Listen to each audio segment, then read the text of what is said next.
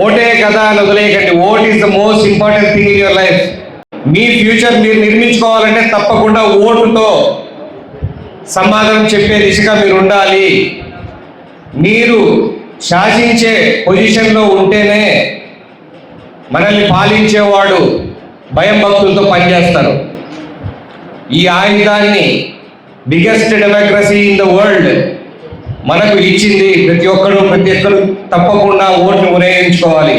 ప్రతి ఒక్కరు కూడా మాకేముంది, వాళ్ళు ఏ పక్క పోతే ఏముంది, ఈ పక్క పోతే మీకు నచ్చినటువంటి నోటా కూడా ఉంది అంటే బయట ఏం జరుగుతుందో మీరంతా చూస్తూ ఉంటారు. కాబట్టి మీ భవిష్యత్తు, మీ కళలు ఎన్ని ఉన్నాయో దాని దిశగా వెళ్ళే వాళ్ళు ఉన్నారా లేదా, వాళ్ళు చెప్పేటివన్నీ మీకు నమ్మకం కలిగిస్తుంది. వాళ్ళు చెప్పేటివి మీ భవిష్యత్తుని మీరు అనుకున్న విధంగా మారుస్తున్నారు అని అనుకుంటే వాళ్ళు ఓటేస్తారు. ఓటు ఏముంది, ప్రతిసారి ఓటు ఏముంది. ఎందుకు ఇది చెప్తున్నానంటే last couple of elections I been observing 18 to 25 years old first time voters they are not voting. అసలు బూతులకి వెళ్ళట్లేదు. మీరు బూతులకి వెళ్ళి చెప్పాలి. రేపు మీరు బయటికి వచ్చేసరికి మీ భవిష్యత్తు ఎలా ఉండాలి, మీరు రేపు చదువుకొని బయటకు వచ్చి మీరు ఈ రాష్ట్ర నిర్మాణానికి కానీ ఈ రాష్ట్ర భవిష్యత్తుకు కానీ మీరు ఎలా ఉపయోగపడాలనుకుంటున్నారని చెప్పడానికైతే ఎవడు మీకు సరైనోడు ఎన్నుకోవాలి మీరు అనుకుంటే తప్పకుండా బయటకు వచ్చి ఓటు వేయాలి. సరైన నాయకుడిని ఎన్నుకోవడానికి ఒక్కొక్కడు ఒక కథలు చెప్తారు. నేను ఇది ఇస్తా, నేను అది ఇస్తా. ఇస్తాడా లేదా, చేయగలడా లేదా, ఇంతకుముందు చేసినాడా, చెప్పిన పనులు చేసినాడా, ఏ దిశగా రాష్ట్రాన్ని నడుపుతున్నారు. ఓట్లు వేయించుకొని అంటే అబద్ధాలు. ఇప్పుడు ఎగ్జాంపుల్ చెప్తున్నా. ఇప్పుడు మన రాష్ట్రంలో లాస్ట్ టైం ఎలక్షన్కి వచ్చినప్పుడు నేను ఫస్ట్ టైం సీఎం నేను ఎట్లా పాలిస్తా అని చెప్పిన ఆయన, ఒక ఆయన ఎక్స్పీరియన్స్ ఉన్నాయని ఒక ఆయన వచ్చినారు. 14లో ఎక్స్పీరియన్స్ ఉన్నాయని వేసినారు.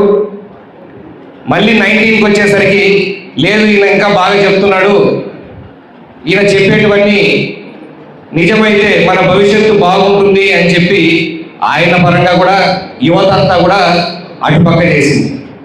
మళ్ళీ ఈ జంక్షన్కి వచ్చారు. ఈరోజు ఎవరికి ఓటేస్తే మీకు అది ఉపయోగం ఉంటుంది, ఇద్దరు చెప్పిన మాటల్లో ఎవరు చేతల్లో చూపించారు, ఎవరు మాటల్లో చెప్పారు. ఈ రెండు విషయాలు మీరు గుర్తించుకొని మీ భవిష్యత్తు కోసం మీరు ఓటేసేది కాకుండా మీరు చదువుకున్నారు కాబట్టి మీరు ఇన్ఫ్లుయెన్స్ కూడా చేయగలరు.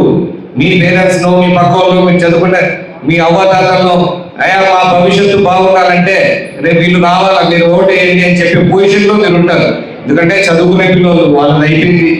ఇప్పుడు మీది బాధ్యత, మీ ఫ్యూచర్. వాళ్ళు మీ ఫ్యూచర్ గురించి ఆలోచిస్తారు.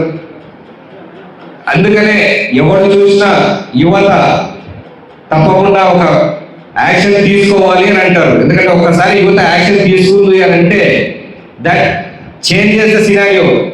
ఇలా కాదు ఇలా అని డిసైడ్ అయిపోతే సినారియో మొత్తం ఆటోమేటిక్గా చేంజ్ అవుతుంది. ఎందుకు?